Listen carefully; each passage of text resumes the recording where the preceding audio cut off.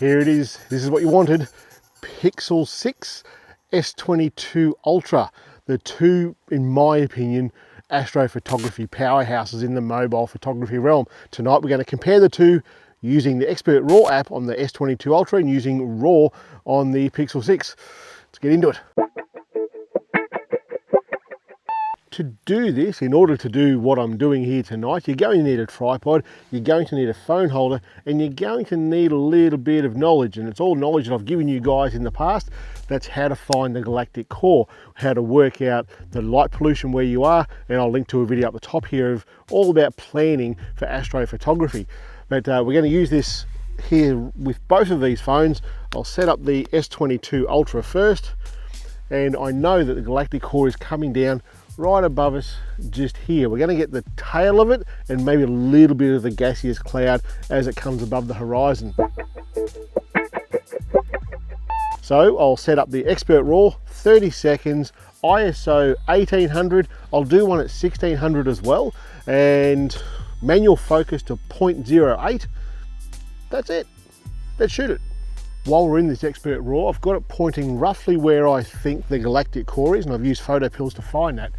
Now, I've got the two pointers up there. This is the southern hemisphere where I am, and I know that they're going to be within the tail of that core.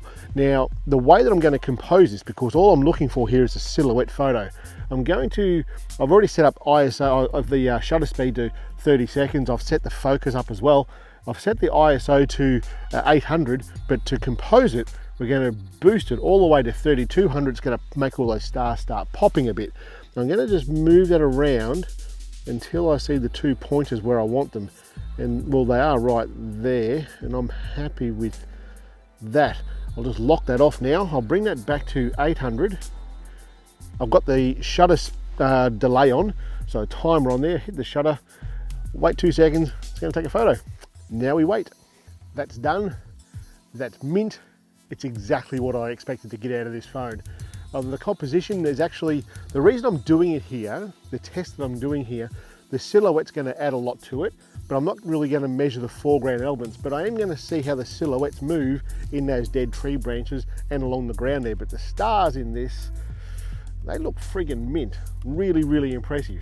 Anyway, let's put the pixel on here and we'll have a look. Get the Samsung off, we'll put the pixel on. Which way is that going? That way. Spring loaded, so I just couldn't remember if it was up or down. Anyway, let's open up this camera. Now I've already enabled RAW on this, and if you don't know how to do that, just go into the camera, go into your settings, go down into advanced mode, then it's going to give you the option to shoot RAW and JPEG. So when I shoot this, it's going to do both, the RAW and the JPEG. So go into camera, I'm going to go down to night mode, or night sight. I'm going to wait now for this to change to those little stars, and once those stars are there, like it is there right now, I'm going to hit the shutter button and we're going to wait. While we're waiting for it to go, because that's a 4-minute long photo, talk about RAW versus JPEG here for a little bit. Pretty much everything that I do at night with a regular camera, DSLR or mirrorless camera, I'm going to shoot RAW, and the main reason for that is the editing ability that I have once the photo is in the camera. We can change all of the white balance, we can handle the clipping and the highlights a bit easier with a RAW file. Basically, anything that's a really high dynamic range image, you're going to get a better edit out of it if you shoot with RAW. Bloody hell, that's good. That's really, really, really impressive. What I'll say about this photo versus the S22 photo, this one seems to be just more natural. The S22 has more of a color about it, and that'll be in the tinting. It's not the white balance as such, because it's more of a magenta haze to it, and we'll be able to fix it because it's a RAW file. We'll be able to fix that tinting, no worries at all. But this, straight out of the camera, this pixel, bloody hell, that's good. The other thing with the pixel, I don't know if you know this, but once you've taken the photo, you can scroll to the side and you've actually got a little time lapse there. It goes for a whole 1 second. It's better than not having it. Now that we've got both of these, in fact, what I might do, I'll just take another one with the S22 Ultra, and I might push it up to 1600. I might change the white balance as well. I don't think it's going to make that much of a difference. I'll go back inside, get both of these photos off the phones, onto the Mac, put them into Lightroom, and we'll see which one we can get the best photo out of. I've got a feeling it's going to be the Pixel, but they both have their pros and cons. I'll take another photo, we'll get them on the computer. That was pretty good. On the back of the phone, these things look just dead set amazing. What I've done now, I've thrown these 4 photos actually. I've got the JPEG from the Pixel, the RAW file from the Pixel, and 2 more raw files from the Samsung, one at 1600 ISO and the other at 800 ISO. So what we're looking at here, first, this is the JPEG from the Pixel, and this is the RAW file from the Pixel, and you can see there not as much computational editing has gone on between those 2 photos. The next one over here, this one here is the 1600 ISO from the Samsung, and there's the 800 ISO from the Samsung. All these last 3 are RAW files. Now, why am I putting them on the screen here? Mainly because on the back of the phone, they're just going to look awesome because the screen is just so small. But when we throw it onto a big screen, well, we can see what's hiding in there, and there's actually stuff on the Pixels especially that I didn't see on the back of the phone. So I've just had a little bit of a play with this initially. I'm just going to reset that back to the way it was done with editing. This is the JPEG file. Are we going to do much with that? No, this is about RAW. Let's have a look at this next photo. This is the RAW file from the Pixel. Now, you can go ahead and download these RAW files from ShaneMostyn.com, and you can have a look at these things yourself, what I'm showing you here right now. But what I see initially here is down the bottom corner, bottom right-hand corner, down here, there's a lot of noise there, and I've never seen that on a Pixel before. Not sure why it's there. It may have always been there. So I've got a new monitor now. It's a pretty bloody big thing, and I'm seeing a bit more than what I used to see, I guess. So we're going to edit these up a little bit, these last 3. So this is the 1600. You can see a bit of foreground there on the Samsung, and the 800, no foreground. So we're going to stick with the 800 one. So I'm just going to get rid of this one, delete that from Lightroom, and let's just play with the Pixel RAW JPEG file. No, let's get rid of him as well. Get rid of that one from Lightroom. So we've got 2 files that we're going to play with. The Pixel, let's have a look at it straight away. With Lightroom now, we've got that awesome masking tool for the sky. So we're going to just give that a go first. We'll add a new mask, select sky. There we go there. I'm going to not do much at all really with the Pixel photo because it does such a good job as it is.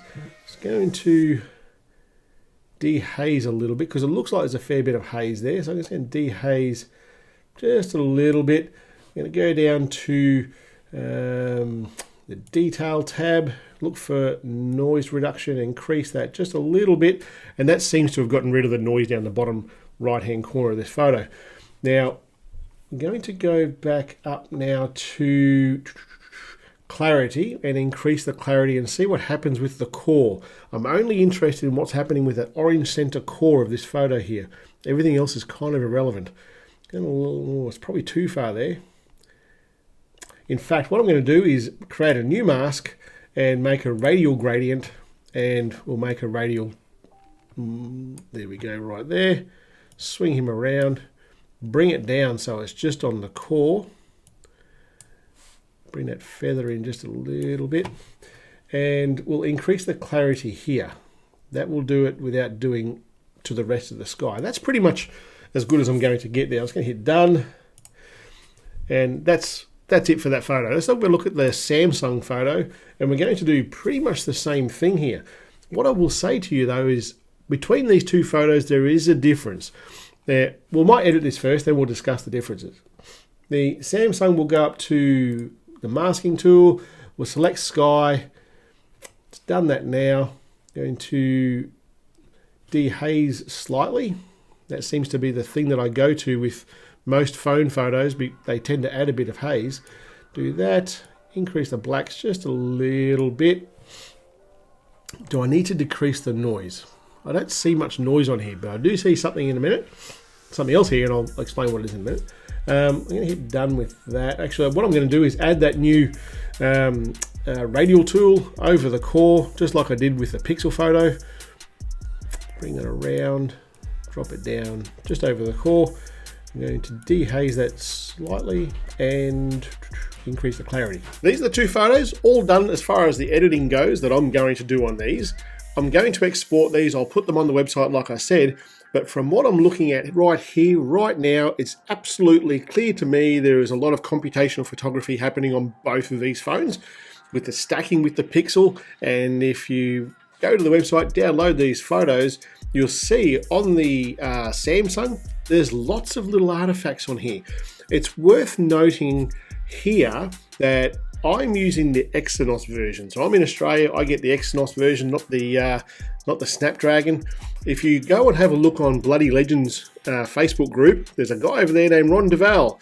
Ron is a gun at taking these sorts of photos, and he's in the States, so he's going to have the Snapdragon version. And he's getting some ripper photos out of that phone. Same phone that I'm using here, different processors, and it's pretty clear there's a difference in these two processors as far as this sort of photography goes. So the artifacts are there on that. Between the two phones, if you had to say which one of these two phones is better, I'm going to say you can't really lose, to be honest. It's going to be 6 to 1, half dozen to the other. Because you see, you've got 4 minutes that you're going to take this photo for, and in my honest opinion, going out in the night sky, under the night sky for 4 minutes to get this sort of photo, it's just worth doing. This phone takes these astro photos incredibly well. I think that if you're going to say this one's a winner, I'm going to say the Pixel is likely to be the winner here. I'd love to know what you guys think. Leave a comment down the bottom here. If you'd like me to test another phone, leave a comment down there. I'll see if I can get my hands on one. Anyway, guys, that's it for today. I'll catch you next week. See you later.